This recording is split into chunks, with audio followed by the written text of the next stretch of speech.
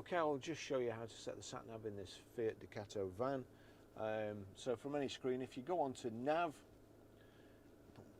we've gone onto map there, it's been on map before, so you need to get to the direction. So what you need to do now is press the nav button again, and then you've got navigate to. It's basically a TomTom system, so click navigate to. You've got home, favorites, address, recent destinations, so go to address.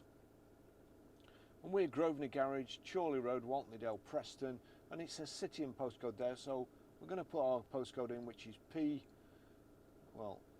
R. Now we need numbers. You've got 1, 2, 3 down here, so we click 1, 2, 3 and it's changed to numbers. We want 5, 4, and then we need to go back to letters, so that's the A, B, C there, J, where's S? Alright, I can't see S.